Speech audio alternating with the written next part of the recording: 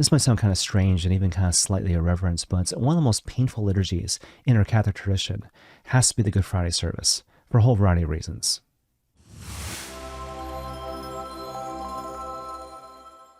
And so right after that, even before the liturgy actually begins, you're in a fasted state and you've been abstaining from meat, because of course Good Friday is a mandatory day of fasting and abstinence. Once the liturgy actually begins, there's that really long gospel, right? So everyone's standing during the Passion narrative. And then, of course, there's the psalm intercessions, which are longer because they're sung as opposed to being read. And then, of course, on top of that, there's a veneration of the cross, which is also prolonged because it's done typically individually as opposed to collectively as a group. In any case, the net effect of all those different parts of the liturgy is that the Good Friday service becomes really long and therefore, again, really painful. But might I suggest, friends, that it's supposed to be like that.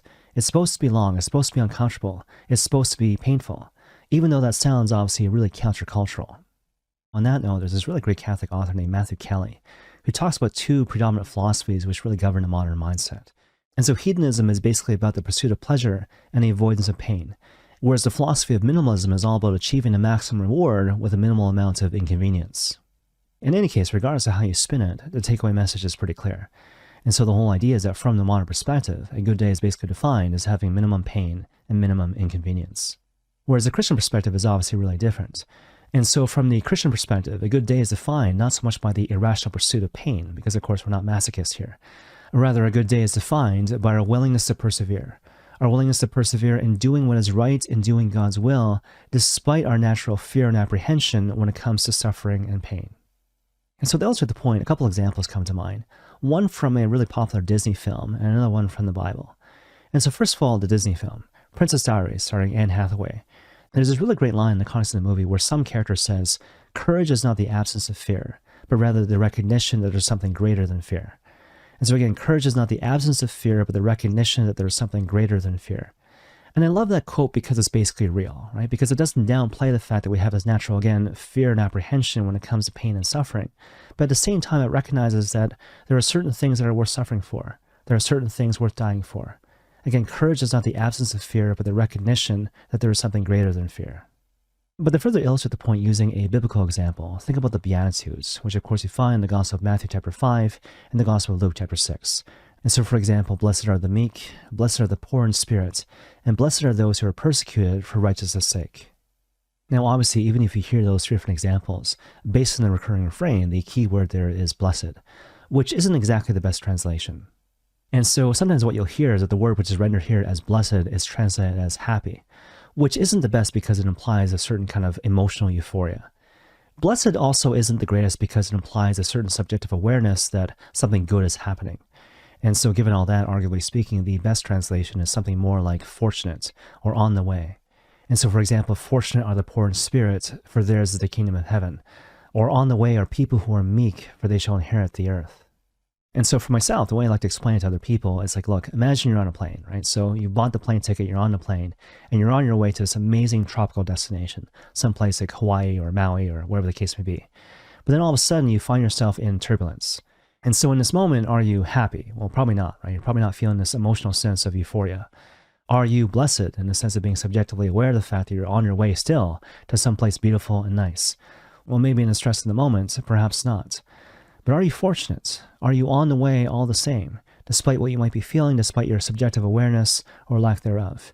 For sure, right? And so that's why the proper translation for this key word in the context of the Beatitudes is in fact fortunate or on the way.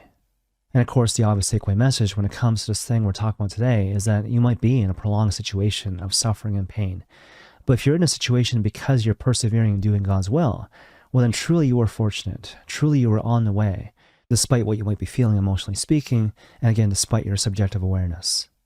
And you see, the reason why that's the case is because anything that Christ touches is changed forever. And so, for example, he touches people who are in need of healing, and they're healed.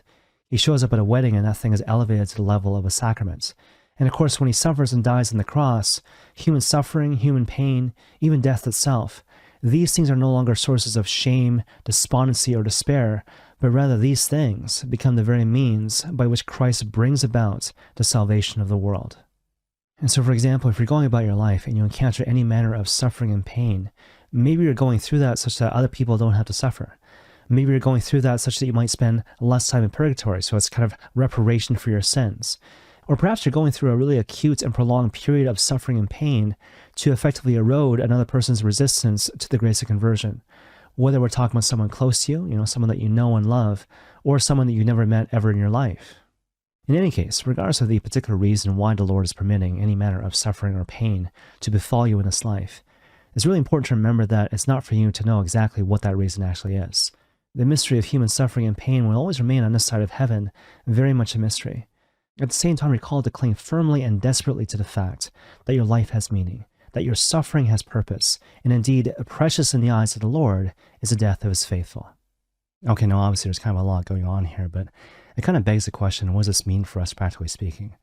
Well, perhaps I might suggest focusing on the notion of remembrance. And so oftentimes what you hear is the language of offering up your sufferings. But the reason why I don't like that particular phrasing is because it kind of suggests that you're called to do something active to kind of unite your sufferings to the sufferings of Christ. Whether we're talking about breathing a certain way or like whatever, right? But what that kind of overlooks is that there's not like two crosses, right? There's not like my cross and Christ's cross. There's just one single cross that we both share. And more to the point, Christ has already done the work of making that particular cross salvific in nature. And so therefore, whenever we offer up our sufferings, all we're really doing is remembering what Christ has already done, in terms of turning the cross into a means of salvation, as opposed to a cause for despair. And you see what this means is that as we're going about our life, and we experience these prolonged moments of pain and suffering, and even some manner of death, to realize that we're not being weak and pathetic, but rather we're actually living on the cutting edge of faith and love of Jesus. And more to the point, we got to recognize in these moments that despite our feelings, despite our subjective awareness, we are truly fortunate. We are truly blessed.